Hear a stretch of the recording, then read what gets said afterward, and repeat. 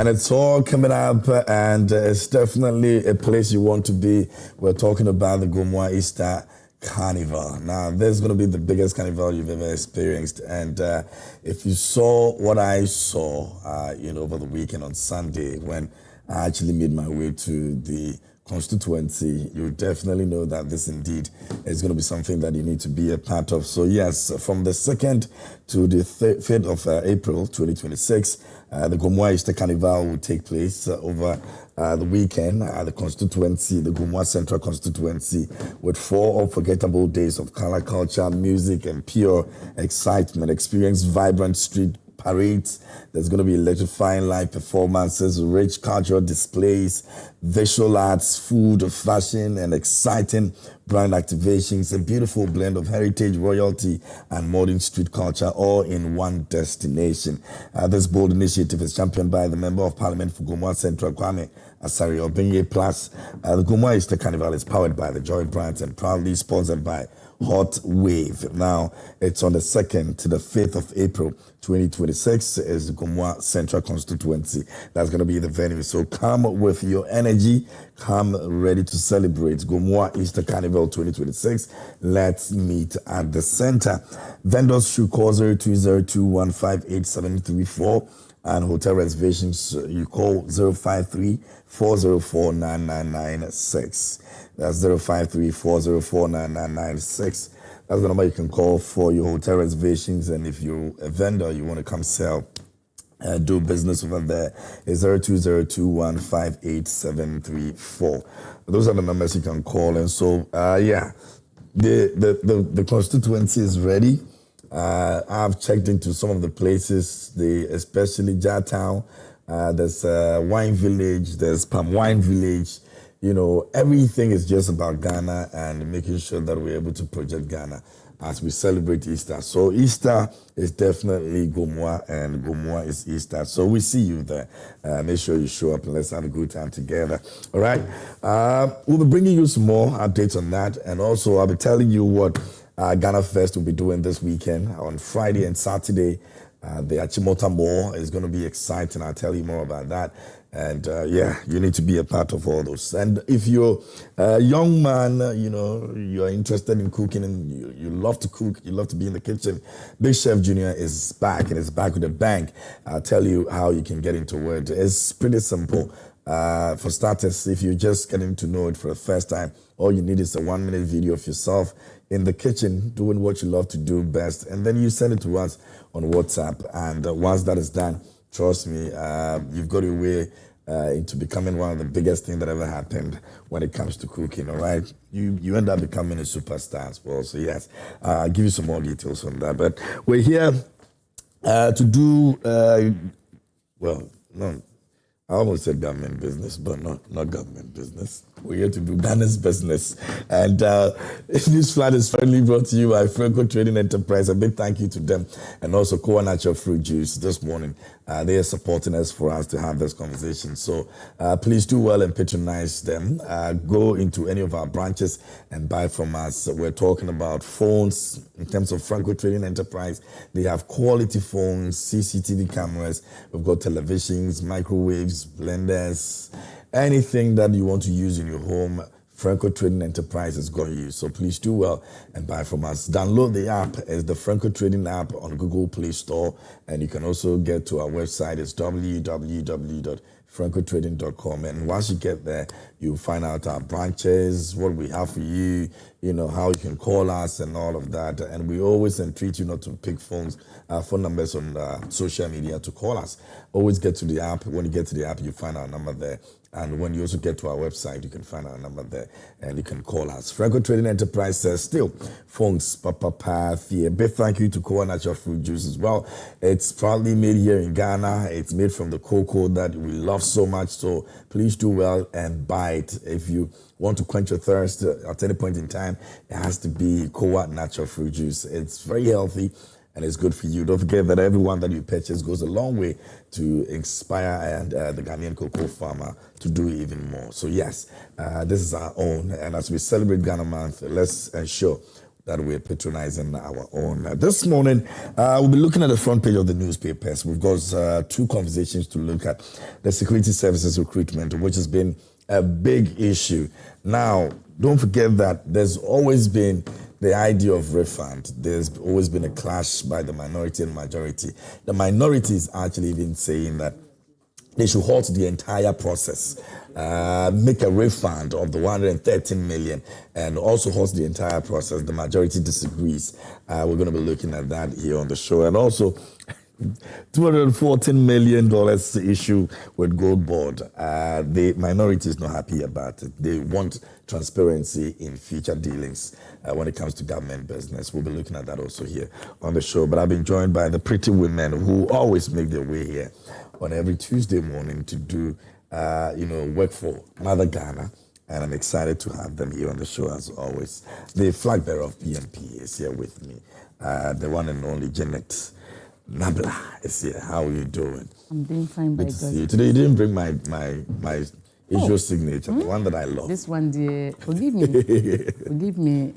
I don't know whether it was this week or last week that the woman who borrowed 300 Ghana cedis from a microfinance. The Bill's credit. Yes. The microfinance agency called Bill was pushed down with the baby and other things. So I think the security people should get involved. This is a human right violation. Absolutely. There was a child, and they didn't even care that there was a child. If I'm owing you, you have no right to use physical form to deal with me. Yeah.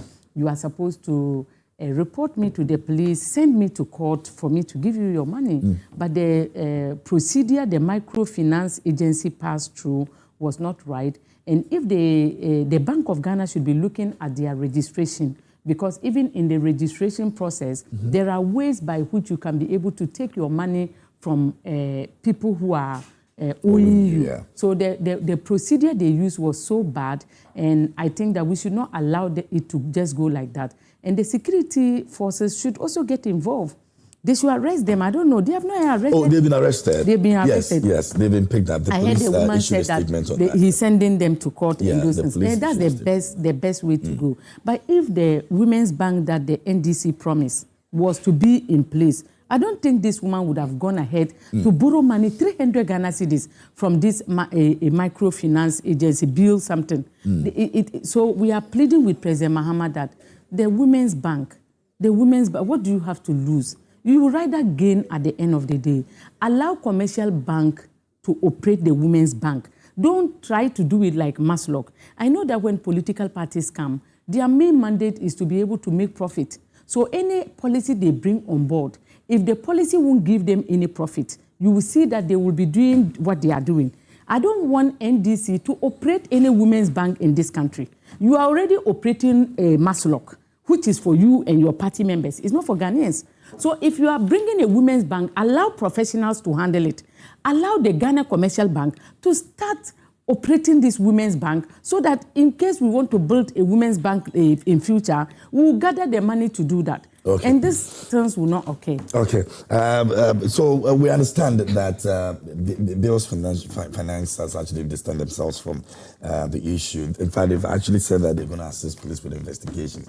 And those men have been picked up. There's been a statement that has been made by the police as well. So yes, we're going to get into some of these conversations. Yes, how can you distance yourself? That we do. So they are part and parcel of I have the newspapers over here. I know how the women get. I mean, it's totally wrong. No. Yeah. And then you distance yourself. Absolutely. They should come and give compensation and stop that thing. You cannot distance yourself. You are part and parcel. The girl is not fighting against those guys. You see, Joy, you are in Joy. If you commit any crime here, I'm not going to fight against you. I'm going to hold Joy liable. Let me finish. I think it's something that I want all of you to pass comments on. But let me finish the newspapers, and then we can get into it. So I have another Janet here with me, but let me do this quickly, and then I'll get back to that. Victoria, Janet. Two Janets with me in the studio this morning. This is Victoria. Victoria. Yeah, 100% Victoria. But you can add Janet to Victoria. Janet. Or Janet Victoria. Yeah. The Daily Graphic is here this morning, and it says 2 die in aircraft crash in Tema, and escalating Middle East conflict risk higher inflation. Governor says so. And more for audit, tons of rice, maize missing.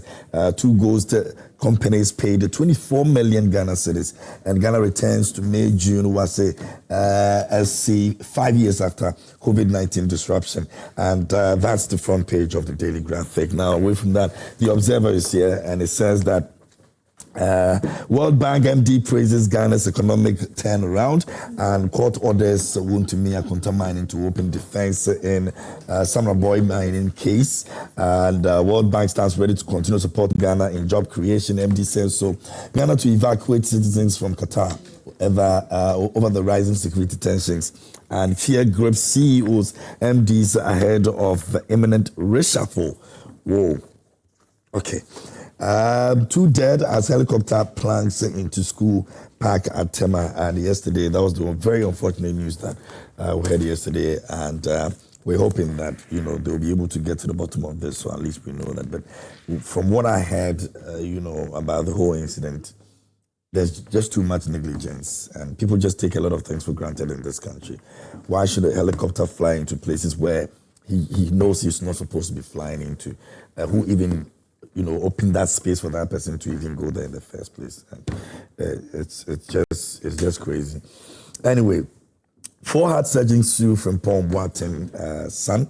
Offensive chief asks minority to lobby for distressed cocoa farmers. Gold board clears air on 11 million Ghana cedis deal. Mampugu youth finger police in killing of Boko suspect in custody. Ofuriata seeks U.S. permanent residency.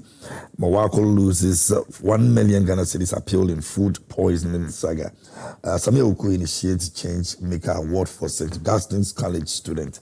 That's also captured by the Daily Gist. Now, the New Republic is here, and it says Adubuane's loan defense collapses and Wuntumi's escape blocked. A judge orders defense lawyers to prove his innocence, and BOG's MPC faces dilemma as inflation falls and global risk rise.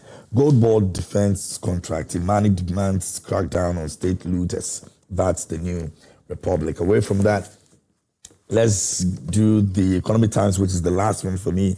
MPC meets rising Middle East tensions complicate policy rate decision this week, and Ghana's factories brace for war risk, cost and supply shocks.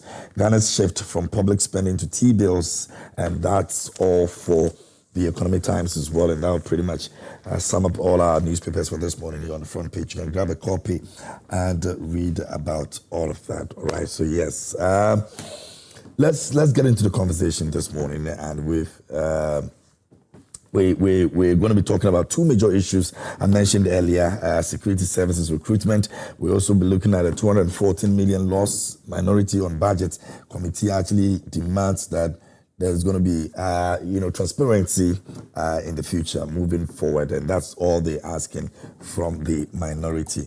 We'll take a look at that also. Your views and comments are welcome. Please send them to us on our WhatsApp.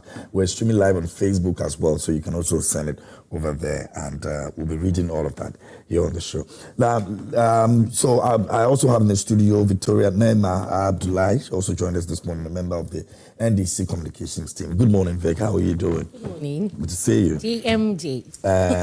Let me say Happy New Year. This is my first time having you here. Okay. Right? So Happy New Year to you. Many happy returns. Awesome. As for these 2 people, they are 2 trouble people over here every Tuesday morning. So yes, Janet and of course Victoria and Grace is also here. Grace, your position at the women's is what? You are the communications. No, for the lawyer. Oh, you think I forgot? Oh, yeah. I saw you put on Twitter. Oh, plenty talking. Are you following? I had to follow you. Follow all the social media platforms. But how are you guys doing? We are doing very well. We are still celebrating our 10th anniversary. We are doing the whole of March. So you have to stay tuned. I think we visited His Excellency Nana Akufo-Addo last week, and then we went to Asenso Boache's office last week. Oh, okay. So yes, we are still in the anniversary mood. We'll be doing more projects. Greater Accra Loyal Ladies visited Community 19, some schools in Community 19, and donated some school materials.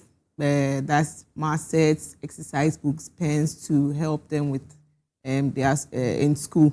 Okay. So that's what we did.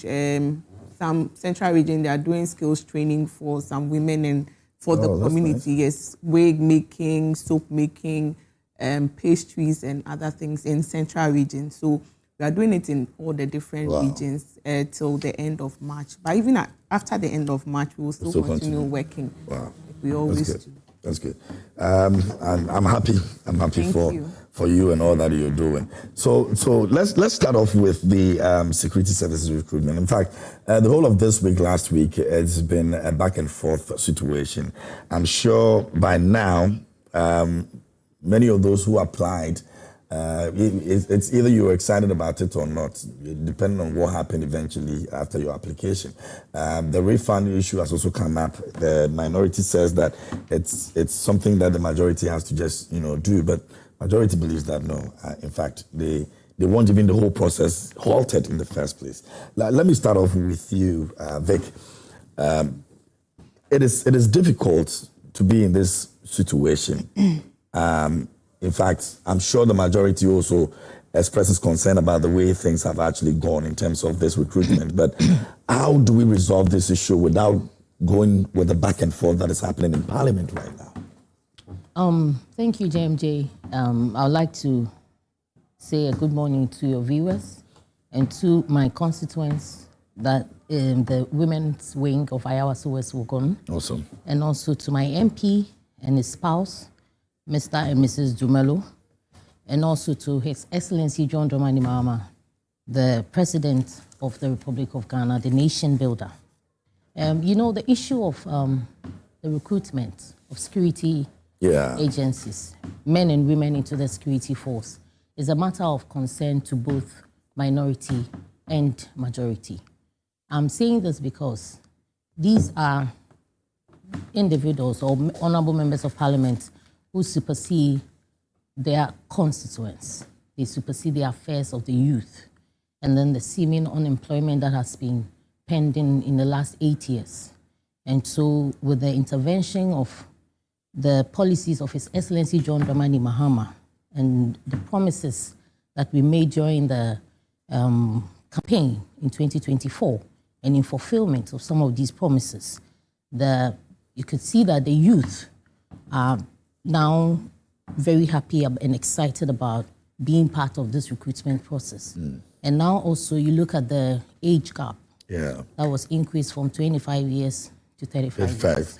I mean, some of the people believe that it's even one of the reasons we are experiencing this. Senor says that increasing it totally didn't make sense. The National Youth Policy considers youth from the ages of 15 to 35 years.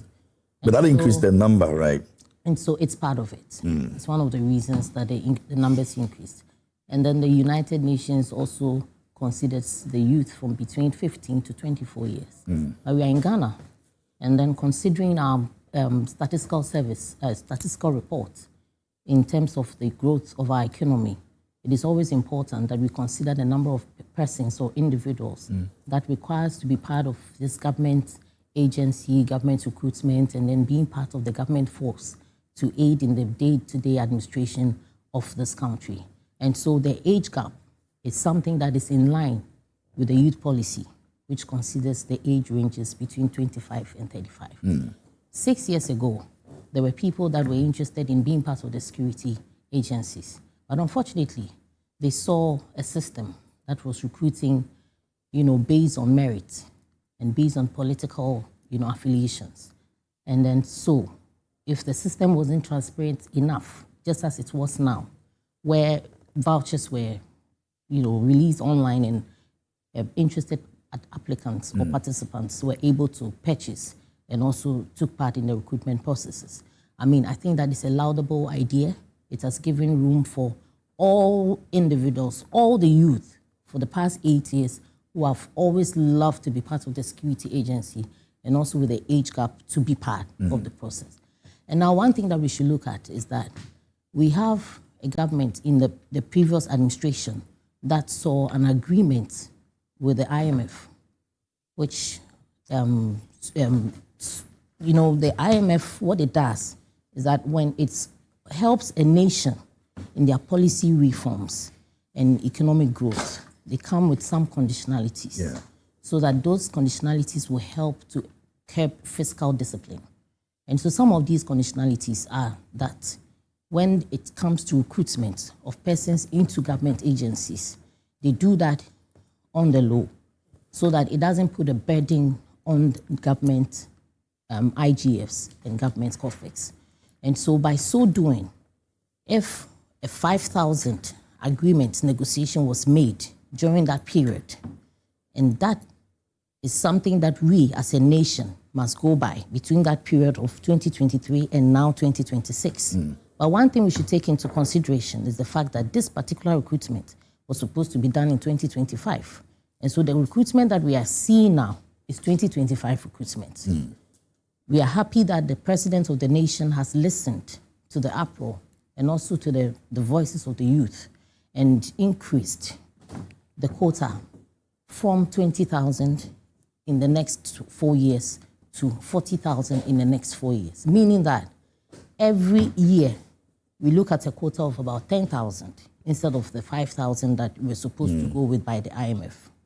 Now, I am not completely ignoring, the fact that many people, many of our youth, over 506,000 applied and couldn't have the opportunity to be part.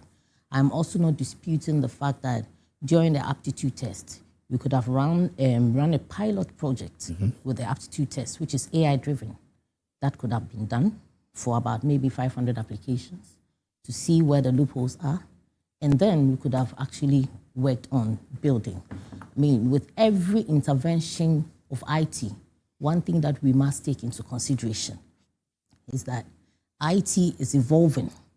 And once we try to test some of these technologies, definitely will encounter a lot of problems. It is not only in Ghana that you see IT or technology failing, even from the Western world, where it is being, we are also learning from. They have also faced challenges when it comes to the invention of technology. And then previous administrations in Ghana have also faced issues when it comes to IT application. And so these are errors that we as a party and as a government are committed to ensuring that we put the right tools to it to make sure that the next AI-driven aptitude test will be done right. So in our next recruitment, we are not going to see all this happening. Like I said, IT is IT.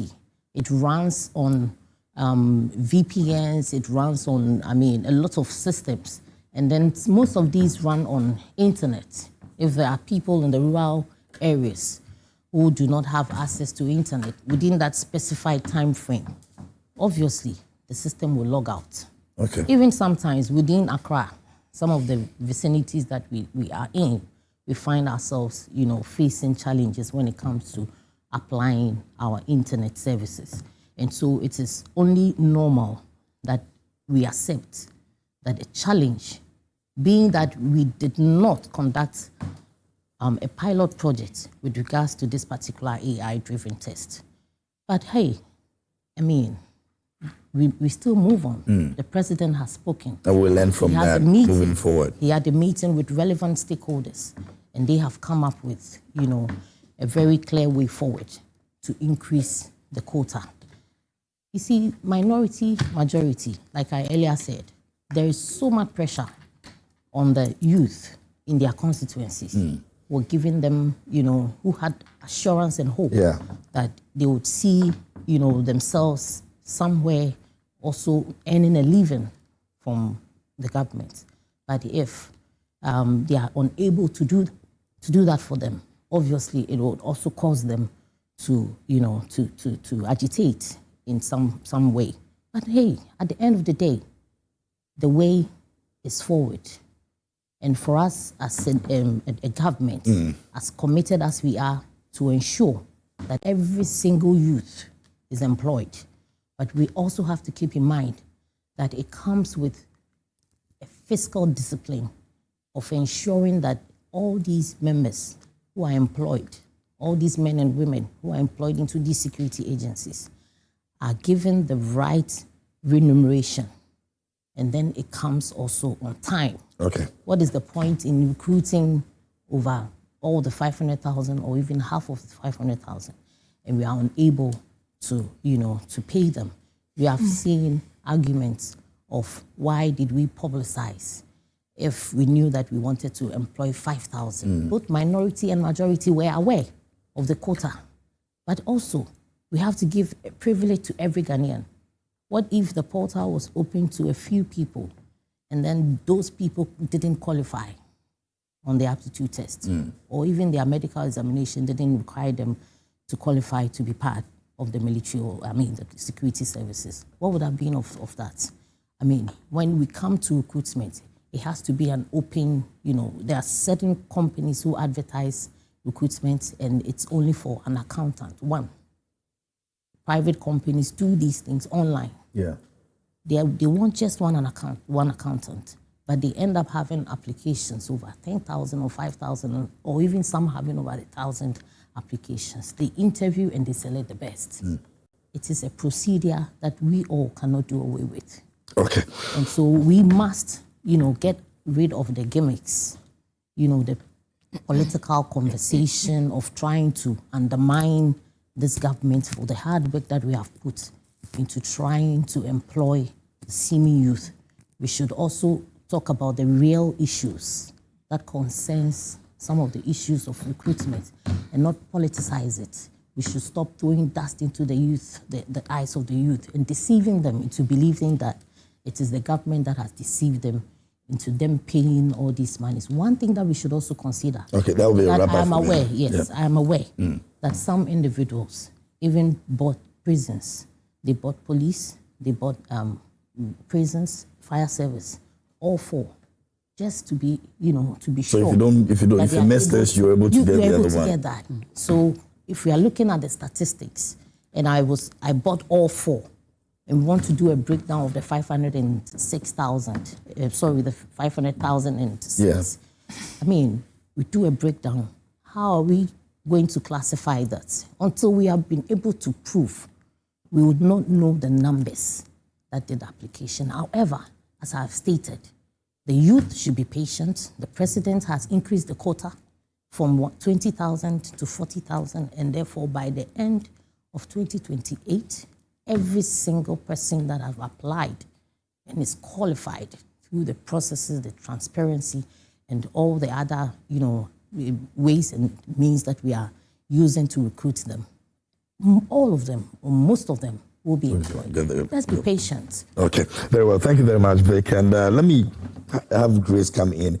And I think Janet will have the last take since it's MPPN. Oh, this one is not MPPN. The class looks more like minority and then majority. Yes. Okay. So I want to say good morning to your viewers and good morning to His Excellency Dr. Mahmoud Bawumia and Lady Samira Bawumia. I listened to my sister and I can say she has like an interesting point. But I would want to tell a story. So 2025, when NDC came to power,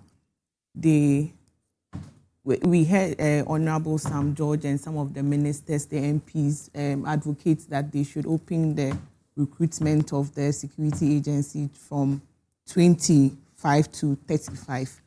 And I believe a lot of young people in Ghana were excited about this news because, yes, if you were missing the 25 age range, now you're going to, if you are 30, between 30 to 35, you're able to get the opportunity to be part of this recruitment service,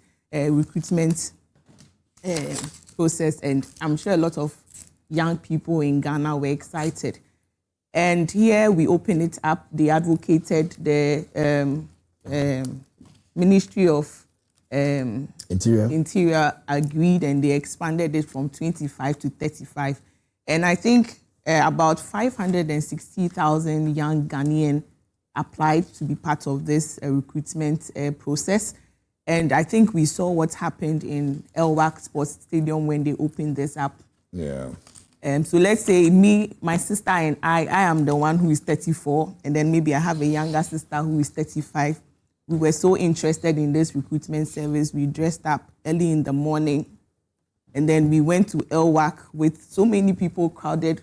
Mind you, no proper planning. A text message was sent that we should all come to Elwak Sports Stadium without any numbers being given or allocated, like let's say 100 people should come. No, we all went there. So I went there with my sister. And through the whole process, when we started the process, unfortunately, I lost my sister, the sister I went with. And I was in the range I was 30 years. Let's say I am 30 years. I went with my sister, the one who is 25. I lost my sister through this recruitment process. We went through the whole process. I passed through. I paid 220 cedis for the application form. I lost my sister, but then I went ahead and then I paid 1,160 cedis for my medicals, waiting for me to hear from the government that I have been chosen. And then I come home. 5,000 young Ghanaians are happy, and I'm among one of the 55. I don't know, I have to do the calculation. 5,550 people, 5,510 people who were not chosen after losing my sister. And then you sit here and tell me that when companies are applying, they apply, a lot of people apply, but it's only one person that gets the chance. That company, are they taking 220 cedis for application? That same company, when they apply, are you doing medicals that's going to cost you about 1,160 Ghana cedis? If you do the calculation, 560,000 young Ghanaians times 220 Ghana cedis. If you do the multiplication, we are getting over 101 million Ghana cedis. That is going into the government, I don't know, or to the Interior Ministry, or I don't know where the money is going to. And then after, I think they qualified about 200,000 people. I don't know. Yes, I think about 200,000 people. And those 200,000 people are going through that medical process, and everybody is paying about 1,160 Ghana cedis. Multiply 1,160 Ghana cedis by 200,000 young people. You promised young people that you were going to give them a Formula 133 solution to their unemployment. You come into power, you open this recruitment process up. Over 560,000 young Ghanaians apply, and then you come back to tell me that 5,000 people will get the job after losing my sister, after paying all that money, because I believe that you as a government is coming in to support me, to help me, you're not even giving me 133 right now. You've now set up your secretariat. You have not even given me that. Process. That's part of the process. You need that. You know, there's one thing I always something like 24-hour economy. 20, okay, but then I don't want to divert my. No, absolutely, I agree. What do we call it? Free SHS. Because when we said we were going to do free SHS, when we came and we said it and we started it, and people were impacted. We had young people going to school, parents feeling that change. This is a flagship policy of the NDC, 24-hour economy, 133 formula. We believe that was the first thing we should be seeing when they come into power. Until now, the process, yes, we've started the process. We are in 2026. How many months left to 2027? We haven't seen anything 133. And then me, as a young Ghanaian struggling, believing in you, NDC, I applied to be part of this recruitment process.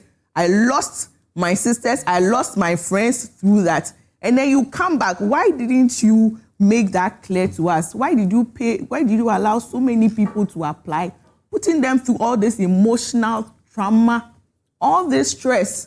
and then you come back to tell me I'm only taking 5,000 people. How would you feel if you are even part of that family that lost their sibling or their sister or their friend? How would you feel?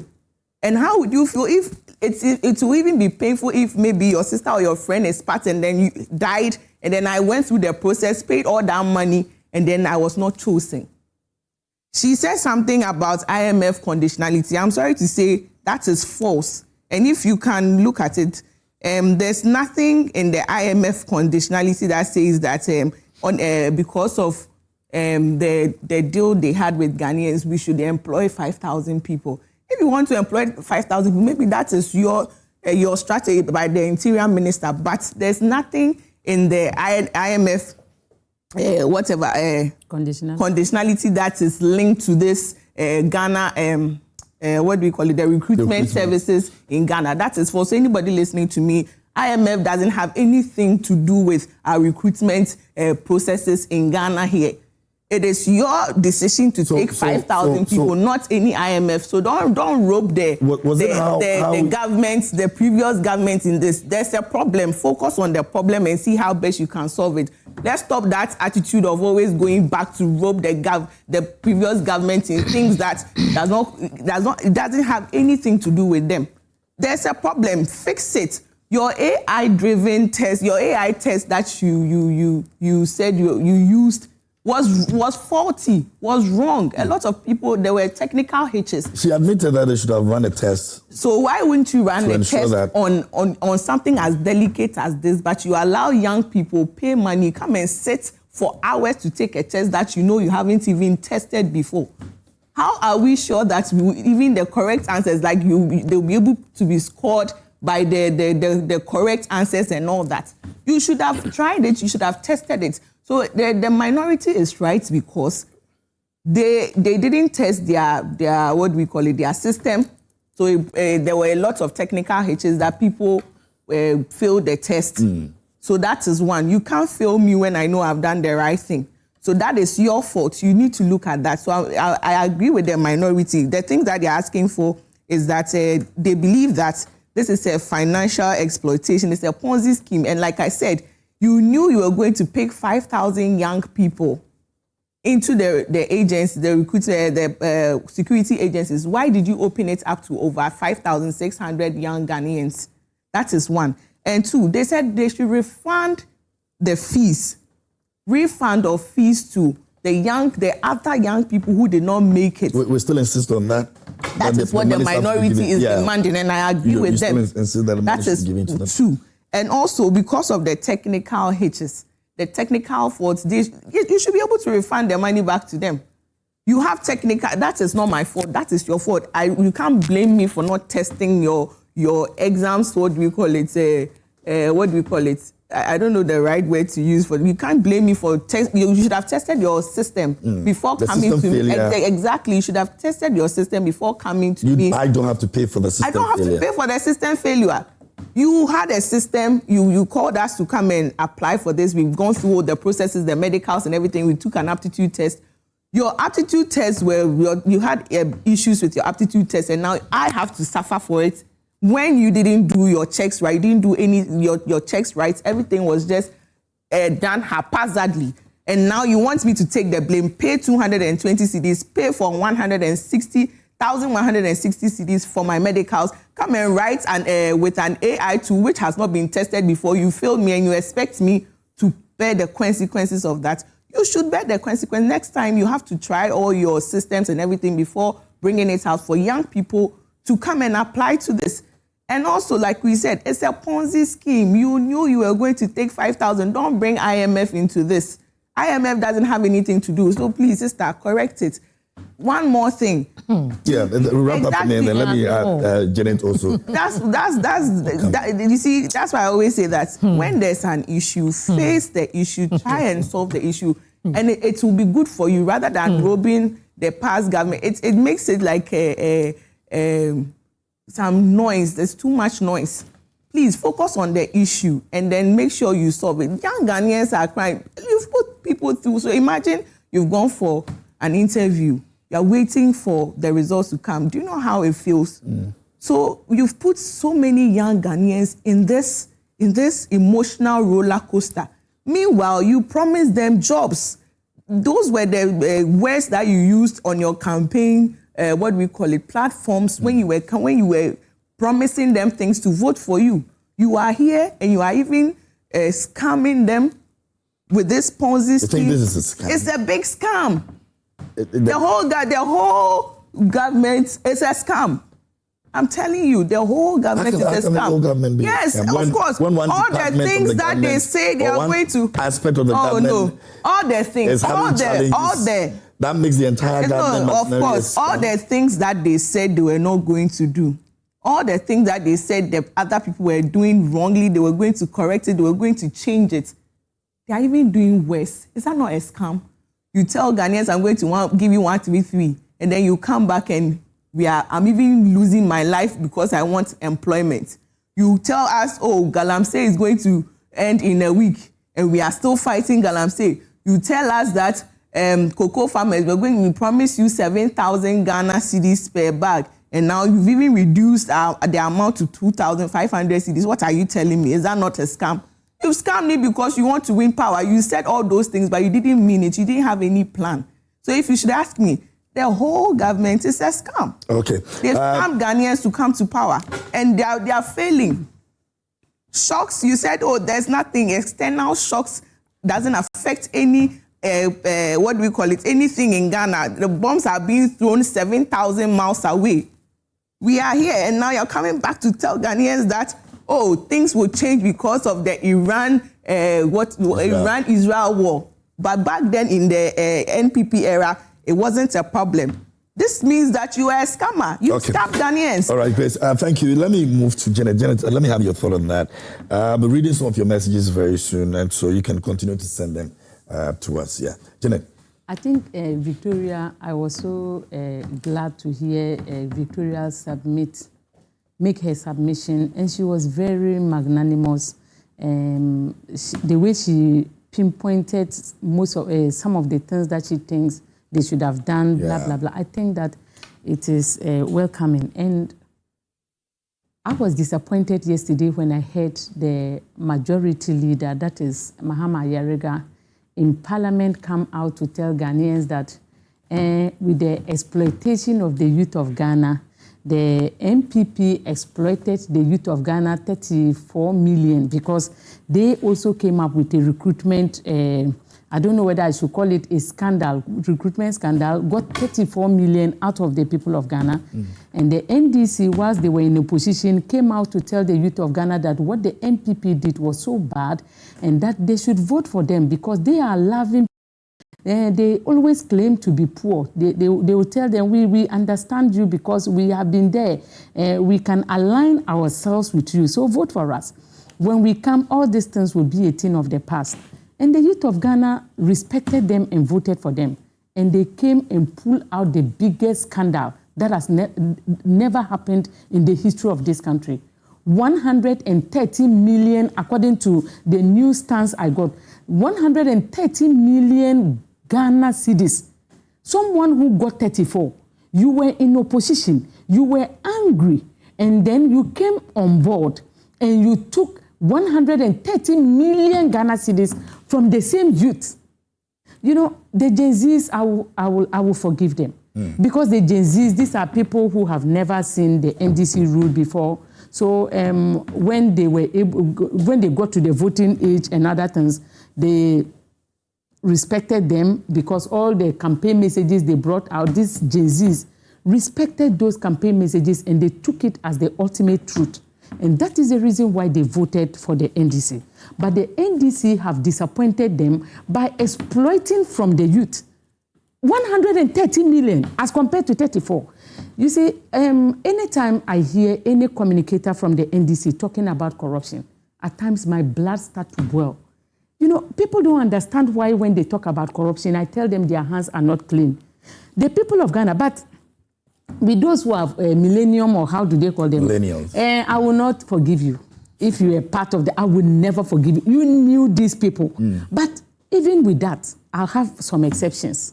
When you look at the voting pattern in the 2024 elections, you realize that majority of people did not vote for the NDC. Our voter population became like 19 million.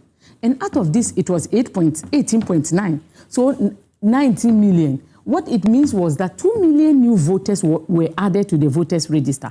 And out of these 2 million voters that were added, they did not vote for the NPP. When you look at the NDC, when you look at the 2020 elections, where the NDC got 6 million, and then we're moving forward to the 2024 election, we all know that anytime a political party stays in opposition for 8 years, we always have people, sympathy votes and other things coming in. So we had 2 million people who were added to our voters register. Apart from that, 1.3 million of MPP people said they were not going to vote for their party because they were not satisfied in the leadership that they gave. So you were expecting that maybe if they will not vote, they will try to cross carpet. They never cross carpet. They refused to cross carpet. So all these people refused to vote for the NDC. And when you look at the voting pattern, that people were saying they have won, they have won. When you check into the dynamics, you see that they lost. They did not win because of what their predecessors usually get after 8 years of being in opposition. They never got that. What it means is that the people of Ghana, they know them.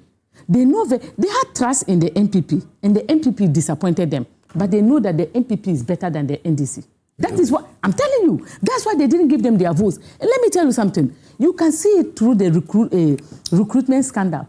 Whilst MPP were magnanimous to be exploiting 34 million, they took it to another level, 130 million. So it means all the things that so this exercise was deliberate? Oh, no, deliberate. To frustrate young Ghanaians?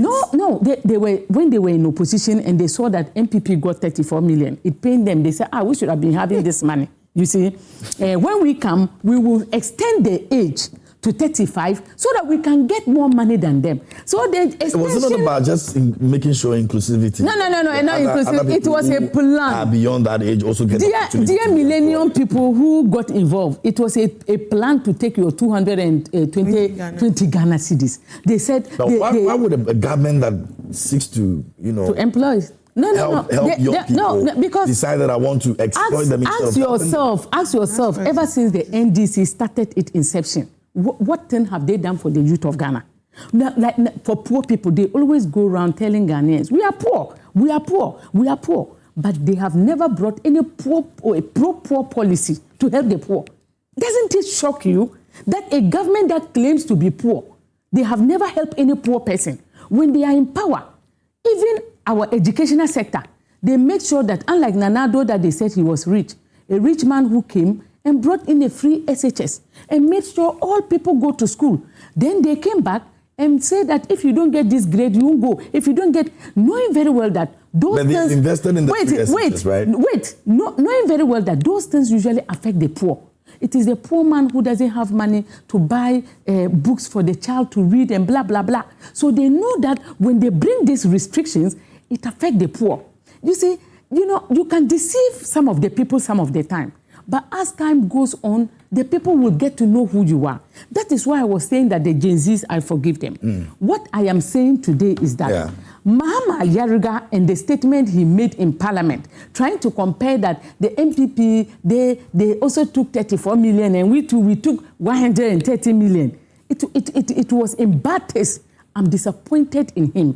And the people of Boku should be. Because if this is what he's saying, that Boku, those of you who were part of the recruitment this is what they did. They tried to make sure that they exploit the youth more. And I heard them talking about jobs. You brought the 24-hour economy. And it was supposed to be 3 shifts. You have moved away from that and you are talking about development. Look, I'm not surprised. When you look at all the ministers of President Mahama, at times I look at them, I can't find anyone who after the person completed university, he got a job. And then at the end of the month, he will be thinking, how much is my rent? How much is water bill? How much is school fees? They have never done that. They jump into politics. These people are inexperienced. President Mahama inclusive. Where did he work? President Mahama, where? You see, I'm not saying this in a bad limelight for them. I'm saying that the NDC is inexperienced to be able to manage this country. Any After person, all that, what they have done, anyone. The inflation and all that. There's no inflation. You know what is even scaring me. You know what is scaring. You know what is scaring me. You know what is scaring me. You asked that they lowered this thing. Our gold reserves that we left, they took half of the gold reserves. Ask them that the lowering of the inflation, what did they do? They came, the money that we had, our generational wealth, they went and picked it and sold it and gave it to the Bank of Ghana governor, who sits there and he's pushing like this. What did they do? They should let us know. Are we in the space that someone did something and cannot be able to tell us? With all the things we are discussing here, we don't hate them. But what I am saying is that it's difficult for someone who just grew up after a university, he jumped into politics. And then I heard Malik Basintale, when was it, that he is not, the NDC, we will not hand over power. And I said, thank God that you are saying this. Because it means, just as the MPP said and handed over power, you will hand over power in 2028 to nobody but the PMP. We will take the power from you. Let me tell you the reason why. I think that the NDC should not try to contest in 2028. Because, no, trying to contest means they don't respect the people of Ghana.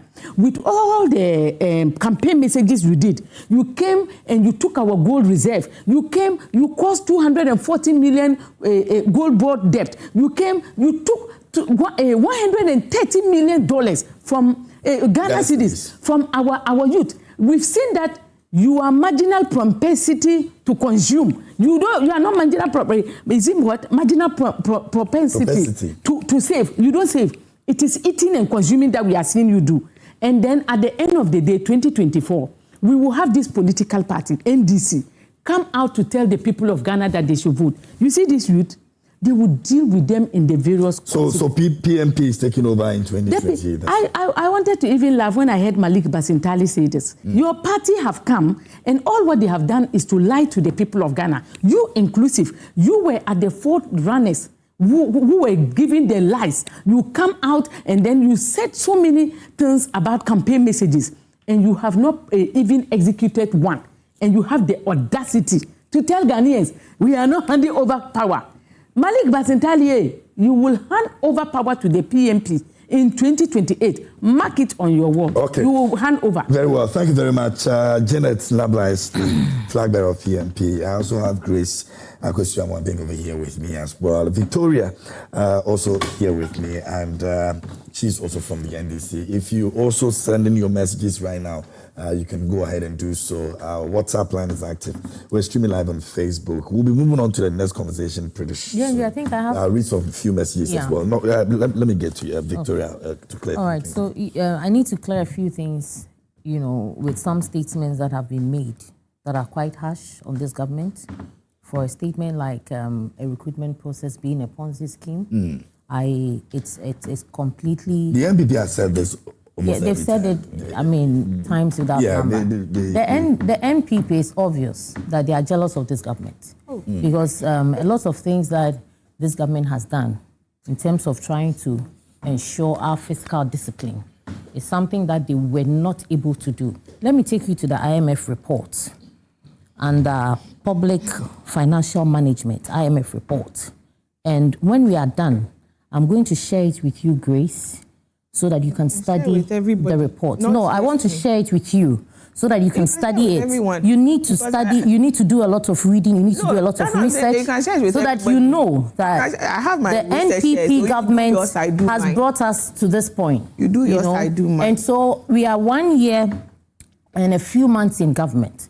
And so if there are any loopholes, we are able to connect it to the government that was in power for the last 8 years. And so listen to the Public Financial Management under the IMF report. It says Ghana's fiscal policy has been characterized by recurrent periods of overspending. This is May 2023, 2nd May 2023. This is an IMF report. So he said overspending. Past budgets have been marked by overly optimistic forecasts despite the existence of a fiscal council. the fiscal rules adopted in 2019, emphasis on 2019, lack a debt target and feature an overly complex double operational rules system with poorly defined escape clauses and no effective enforcement mechanisms. You see, before the NPP government took the Ghanaian government to IMF, the IMF had a meeting with the current flag bearer of the NPP, Dr. Mahamudu Bawumia, the former finance minister who is on the run, Keno Foyata, and then some stakeholders. This meeting that was held was in connection with how they were running the government.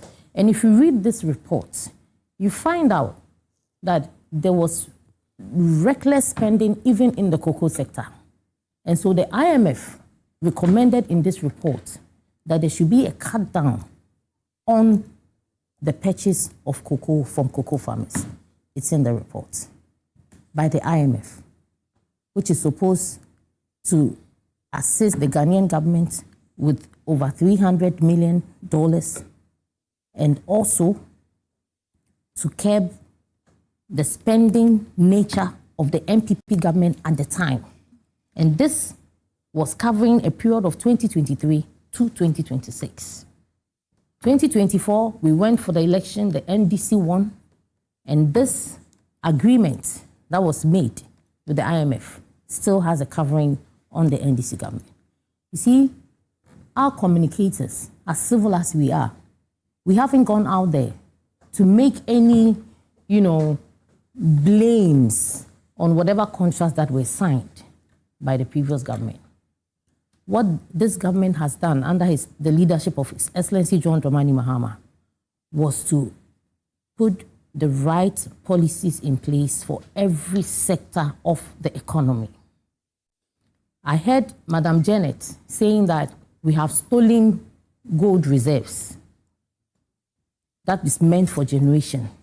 I don't know which particular gold reserve she's referring to, but I know that the Gold Board, just as Cocoa Board, was set up to bring a framework to provide that guidelines for small-scale mining, so that they fall within the right framework of transacting gold business, so that we don't have the haphazard way of doing gold business like before, when individuals used to trade gold, defrauding individuals, defrauding foreign nationals. We wanted to curb all that. Now, with this particular process, we will come to the Gold Board issue and, the transparency that the minority is calling for. We'll come there. So I want to keep that for now. But you see, to call a process of recruitment that you have done before, the NPP government charged money during the time when they were in power for recruitment.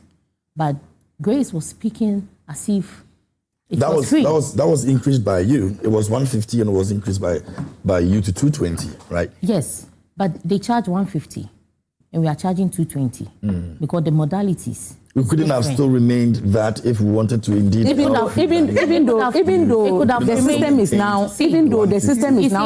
It could have remained that way. Yeah. We have increased it to 220. It doesn't make any difference. That's some sort of difference. No, it doesn't. And the inflation has come down. And the inflation has come down drastically. The inflation has come down significantly. The money has been appreciated. The point is, we are in 2026 and we are selling vouchers for 220 Ghana cedis. The processes that encompass the recruitment of these men and women in 2026 is different from that of 2023 and 2022. It's a completely different process altogether. This time around, we had a process that people could do their aptitude test, an AI-driven aptitude test online in the comfort of their homes. We had a process, you see. And that justifies it. I mean, IT, technology is expensive. You understand? Technology is expensive. And so if you want to improve the services for your people, if it is ECG and ECG wants to improve services, obviously the PURC sits with the appropriate cortices and then they agree on price increments. This is the same thing that happened. We have a council, the council met, and then they decided to do an upward adjustment due to the services, the kind of services that is being provided for the youth at the convenience and the comfort of their homes. I mean, if I was supposed to go and write an aptitude test at a center, obviously I was going to pick transport. I was going to move from one place to another. Sometimes the kind of troubles and the hurdles you have to go through to even get to some of these centers is also quite challenging. And so some of these things have been kept. And then we decided to go technology. Like I said, technology is one of the ways that we all, or as a government, we employ to make life easier. But it comes at a cost. So obviously, I mean, it's justifiable for us to charge 220. But you see, I want to reiterate that you can't charge. Ask for me so that we can progress. You can't charge money. Grace also wants to. Yes, you can't charge money in your tenure, and then when another government is charging money, you now make it as if, or you come here and then you tell a story of emotions.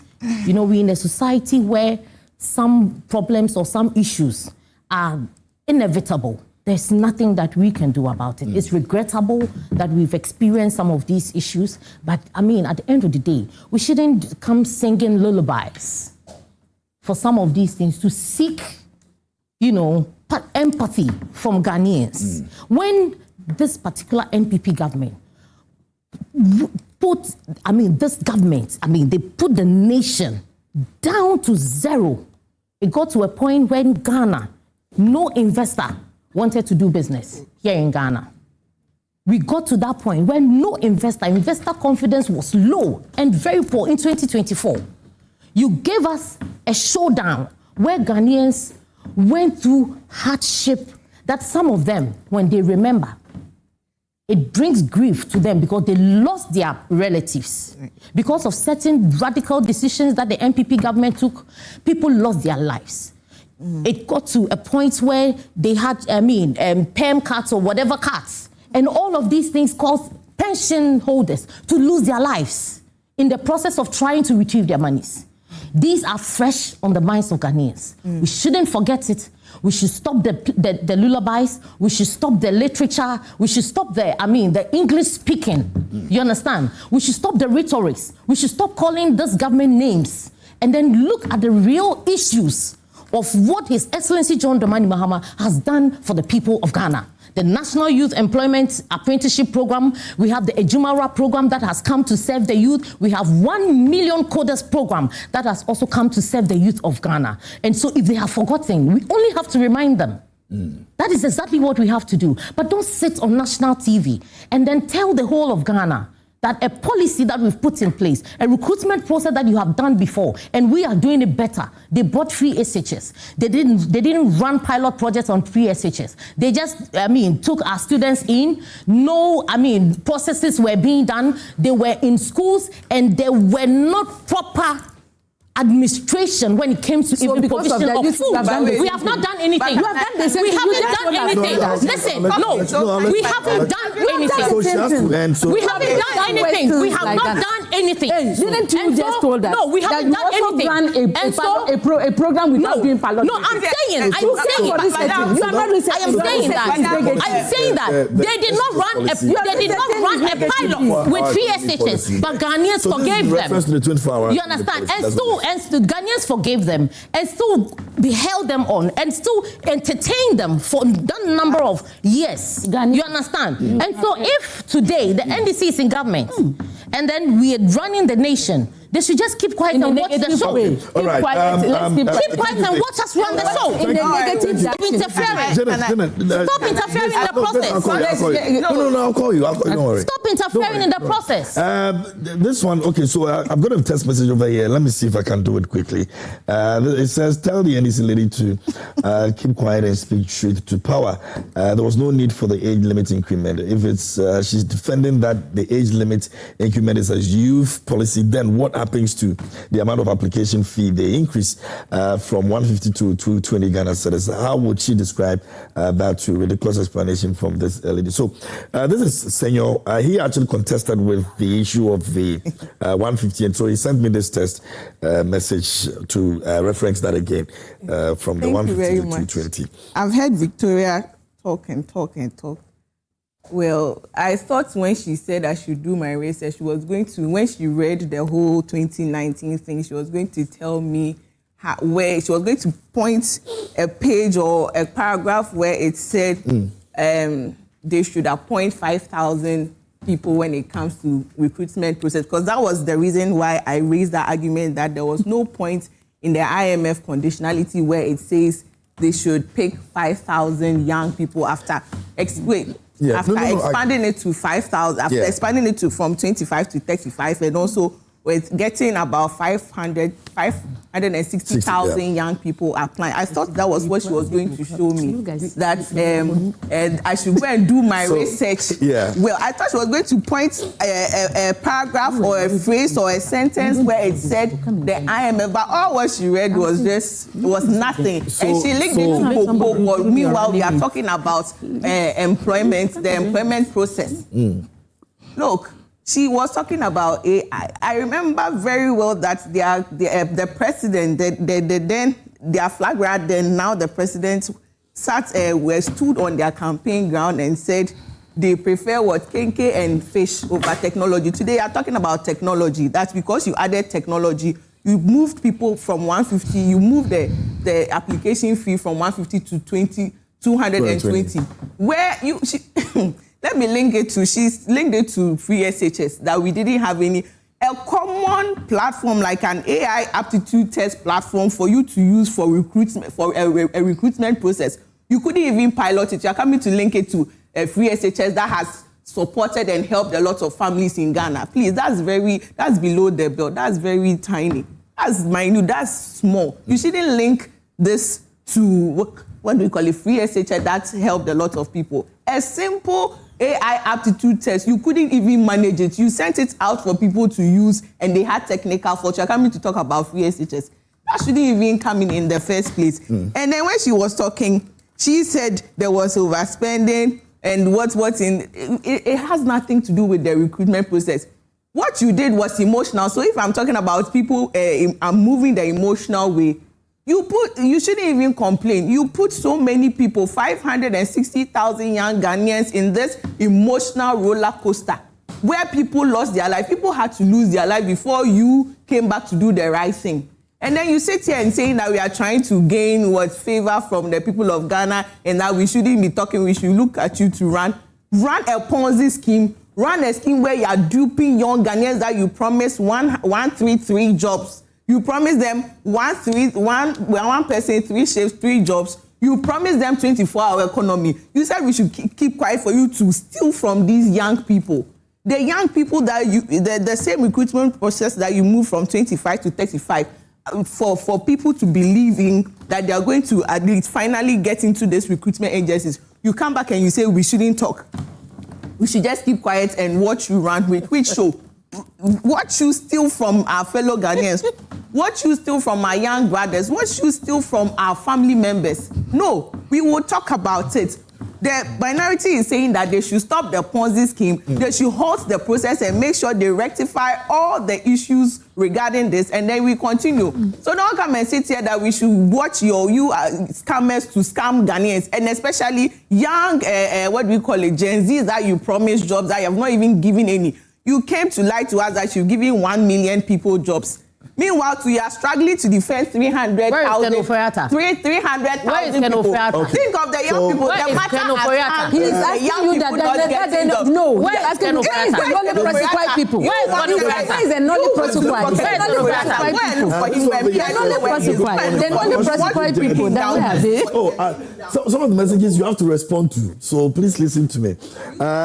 This one says, "Good morning. Good morning. Mahama should give Janet a position so that she will leave him alone to develop Ghana because Ghana is far, far behind. By the way, what did MPP give to you and you fell in love with them upon all the pain we passed through during their 8 years? But Janet, are you sure you can even be a leader? Not in this country." From Sadat Wa Bamahu sent in. They said, "Please tell her to leave Basintale alone to develop the youth because we know where you belong now." Okay, so that's why I said some of them you have to respond to it, so you should listen to some of the messages. This one says, it's Gasti from Brekumi says, "I really admire this lady Janet. She's bold, confident, straightforward, and very pretty. I will join her party just after Dr. Baumia has finished her step. Tell the NDC woman her government has done absolutely nothing. When crude oil prices in the world was around 65, and Ghana was benefiting, they said it's Mahama who is doing well. Can they say the same today? Why can't Mahama reduce it again?" All right. That's from Gasti. Let me go to this one over here. It says, "Good morning, KMJ. So because NPP have someone a haircut, it was bad. NDC give cocoa farmers a haircut, and it is great. Where are we heading as a nation?"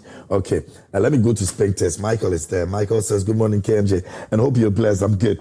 Hey, in fact, Grace and Janet are misleading Ghanaians and disgracing themselves. If MPP were to create more jobs in the previous regime, all this recruitment won't be a problem now. None of the opposition parties should be jealous the current improvement of our economy because NDC is our hope.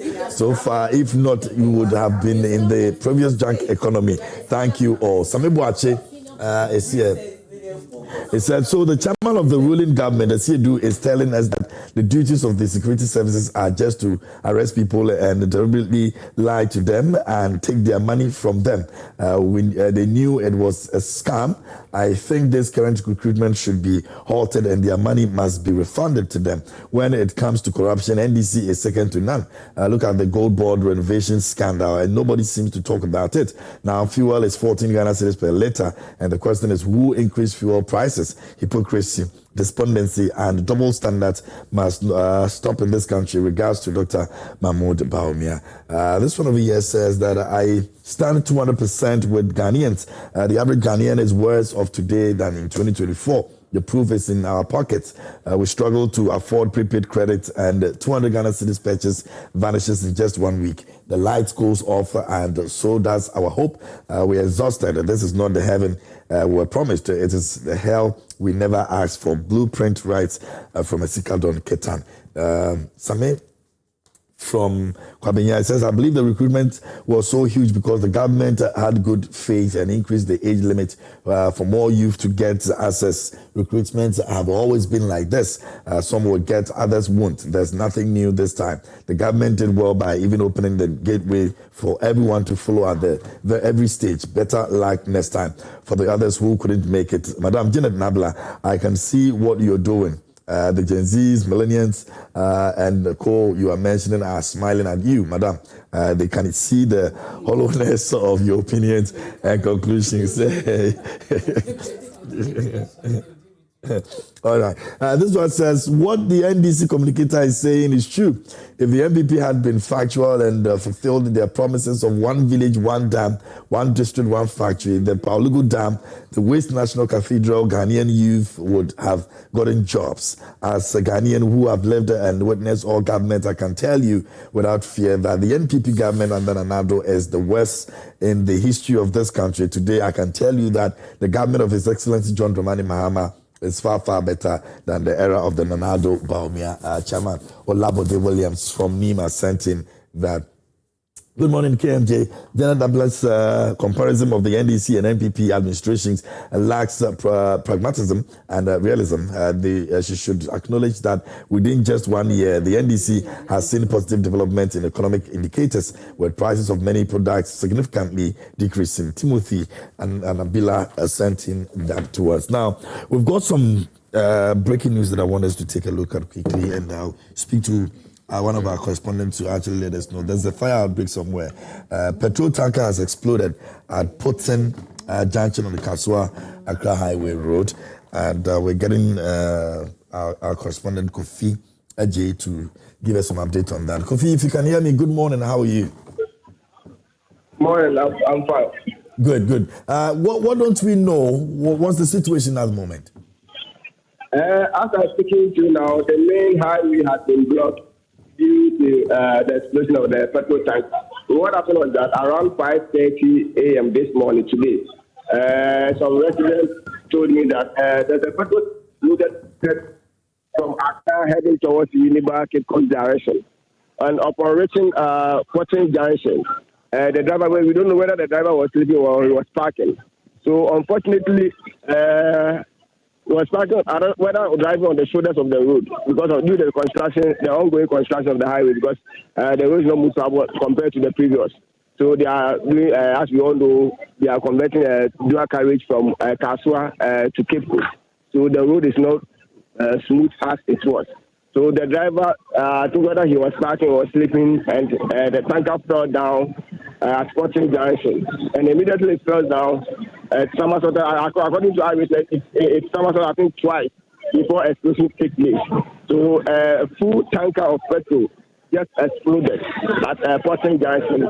And there was a chop bar here where the tanker fell down. So as I was speaking, the whole chop bar, their drinking spot and everything, about 5 or 4 houses.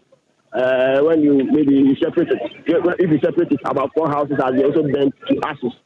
But God forbid, no casualty has been recorded. According to information, they saw it earlier, so they were able to run for their lives. But a lot of extent of damages here, including their choba, their food, their drinks, their soup, which is supposed to serve their customers or their clients this morning, all has been burned down. The tanker driver, what has happened to him? Do we have any idea? According to information, when the tanker fell down, the driver quickly and his mate quickly ran for their life and told the server operators to also run because he expected that there might be explosion. So he told them to run for their life. The assemblyman for Gomoa Porting Electoral Area, Honorable Ebenezer Adam, is here. If you can speak to him to tell us, because he's here, the incident happened in front of him. Honorable, good morning, welcome to thank you, my brother. What exactly happened? Okay. At this dawn, around 5:45, I received a call that there is an explosion at Porting Junction. So I quickly rushed there. And I came to make a fuel tanker being gutted by what fire. I learned there was a fuel in it, so it has caught up with fire. And but the explosion was so massive to the extent that the flames were up in the air. So I quickly gathered my guys to stop the cars coming from Uniba and that of Kaswa. So we started calling. After that, we started calling fire service. But unfortunately, we called the Burum and that of Uniba station. And they told us that their tenders are not motorable. They are not functioning. So you have to also call other stations. So they got in contact with a pump station and that's of Kaswa. So we were waiting for them when they arrived. But they also came, they reported early, and but the fire has been brought down. And now cars are moving. Those the car that we stopped are also moving up to their destination. Okay, Kofi. Yeah. All right. Please continue to monitor the situation. We'll get back to you again for more updates on that. All right.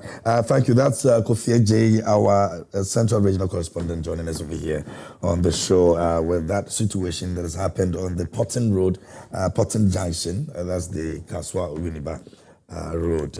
We hope that the security services, the fire service, or whoever that is supposed to be sure they get there so that we don't have more issues happening over there, are able to do so. A very, very unfortunate situation this morning. Anyway, ladies, our time is up. I don't know which goodbyes you want to say or quick one, and then we're going. As for Grace, she said yes already. When she started. When she started, Minister. No, I didn't. I'm done with her. No, I'll still have my time because you need everybody.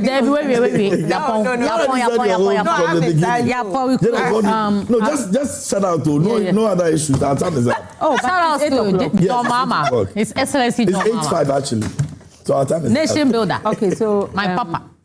The truth is that I'm disappointed that we're not able to tackle the good board issue. We will next week. Okay. Yes. Because that one is very important. And when we talk about transparency in governance, it's the only thing that can be able to move this country forward. Absolutely, yeah. So if people are not being transparent and they voted them out and brought you in, and you have become more shadier than those who were there before you came, it's mind-boggling. The people of Ghana are continuously... I heard someone saying that they did not bargain for this. It's true, Ghanaians, we did not bargain for this. The insults you gave to MPP, you are performing worse than them, and they are better than you. That is bad. Okay. It's very, very, very okay, bad. Janet, thank you. JMJ, I would like to clarify something with Janet. There's no shady deal with Gold Board. Sami Jemfi, the CEO, had time on Newsfile here in your studios. Yeah. He explained vividly the transactional arrangement between them and the Bank of Ghana. And so we should try as much as possible to seek more, clarity on the Gold Board issue. Now the minority is calling for accountability. They are calling for transparency. This should tell you that if they had gone further to discover any, discrepancies, it would have been out there by now. Okay. And so if they are calling for transparency, let's look at the way forward on how we can have a transparent Gold Board Bank of Ghana relationship. Very well. Thank you very much, Victoria. What do you want to say? Good morning to running mate. And also, yes, like she said, Madam Janet said, next week, God willing, we'll be able to... We'll deal with this issue. And also, I want to point some things that you see, you're not even making me talk. Please, the minority is saying that they should refund the monies back to those. Yes, that's what we will still stand by. Refund your own. And then the Ponzi scheme should stop. Okay. They should stop and then put their house in order. Make sure they are using the right aptitude test system so that people will not be frustrated. Pay so much money, 1,600 cedis for medicals, and then you tell me this. But you know something? When we are NHI, when we say NHI, it's not working. When we say NHI, it's not working. Your month celebration is getting to be much better, and so you want to get ready to be a part of it. It's proudly brought to you by Joy Prime, and it's Ghana Fest, Friday, 20th to 21st of March 2026. It's 2 unforgettable days of culture, fashion, food, business exhibitions, and non-stop entertainment all in one place. Live music, cultural displays, the Made in Ghana exhibition, family fun activities, exciting giveaways as well. It's happening at the Achimota Mall. It's Friday, 20th to 21st of March 2026. Please be there. Are you a vendor or exhibitor looking for ways to showcase your brand, food, fashion, or products to thousands of patrons? Call WhatsApp person 0531 100 3813, and you can secure your vendor space and so be a part of this. Big Chef is also coming again. Big Chef Junior is here again, bigger and better and even tastier and more exciting than ever. This is your chance to be part of this. If you're confident, if you're creative, you can be in the kitchen and put a few things together and create good food. You don't have to be perfect, just come around. If you have what it takes to be in the kitchen, that's all you need. Get your apron and you're good to go. And we're saying, just record yourself a 1-minute video of you in the kitchen doing what you love to do. If you're between 8 to 12 years old, send it to us on our WhatsApp line, and we're going to pick you up, and you might just be on your way to becoming a big star when it comes to the hospitality industry, cooking for that matter. And so, yes, we're hoping that we get all your gadgets together, come through and let's do this together. Beats and Bars is also coming up, and if you have heard about it, you've seen all the community come together, do what they can do, one person representing the entire community, spending on those bars and beats and all of that. Well, this is your chance to also get to support them and be a part of that process as well. So make sure that you tune in and always cheer them on to win for your community. It might just be your community becoming the ultimate, all right? So yes, look forward to that as well. Gomwa Easter Carnival is also happening from the 2nd to the 5th of April, and it's the Gomwa constituency that all the action will be. Make sure you come through. Let's have a great time together. It's the biggest thing. We're taking almost about 30 musicians there. And I'm inviting all the ladies over here. You're not going any other place apart from Gomwa Easter Carnival. So I'll make some arrangements for all of you. Oh, yeah? Yeah, I also went on the women's wing. We are going to Botifort on Easter Monday. Awesome. Yeah. Enjoy. So yes, make sure that you come through. Let's have a great time together. That will be all for this morning here on News Flash. It's proudly brought to you by Franco Trading Enterprise. Still, folks, Papa Pie,